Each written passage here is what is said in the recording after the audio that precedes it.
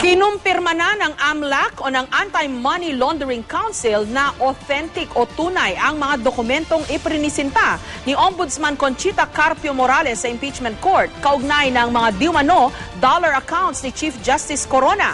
Pero ayon sa isang senador, dapat daw si Corona na mismo ang magbukas ng kanyang bank accounts. May report si Sandra Aguinaldo. These are the documents. Matapos iwagayway ni Ombudsman Conchita Carpio Morales ang dokumentong ito sa impeachment trial, tuloy-tuloy na ang pagdedetalye tungkol sa umano'y $82 accounts ni Chief Justice Renato Corona. Sabi ni Morales, galing ito sa Anti-Money Laundering Council o AMLAC. Pero kinuwestiyon ng depensa kung authentic o tunay ang dokumento na naging basihan ng ombudsman sa pagsasabing may $12 million sa bangko si Corona. Si Attorney Emmanuel Dook, Commissioner ng Insurance Commission at miyembro ng AMLAC, may sagot sa depensa. What we can authenticate is to establish that these are the reports. These are culled from the actual reports transmitted to us by the covered entities, which are required under the law to submit to us covered and suspicious transactions within 5 working days from the date of the transaction. Ang AMLAC ay Financial Intelligence Unit ng Pilipinas pangontra sa money laundering. Pinamumunuan ito ng Governor ng Bangko Sentral ng Pilipinas, miyembro naman ng Chairman ng Securities and Exchange Commission at Commissioner ng Insurance Commission. Ayon kay Dook, aprobado nilang lahat ang ulat na ipinasa sa Ombudsman. I confirm that that's the only statement I can make on that subject.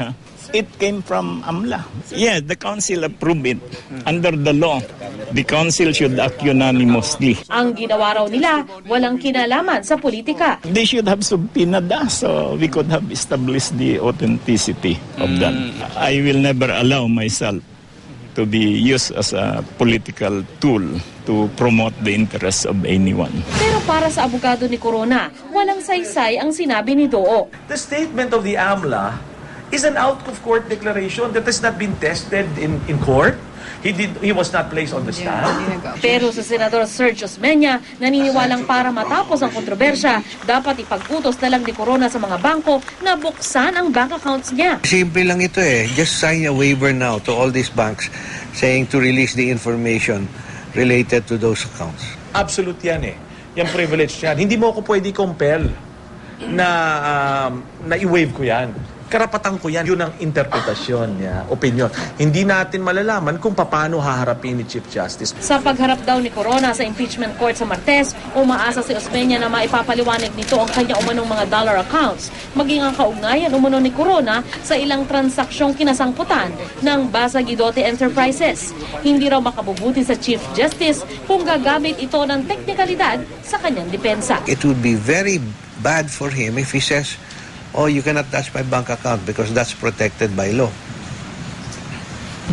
That is the worst admission he can make na that he is hiding something. Sandra Aguinaldo, GMA News.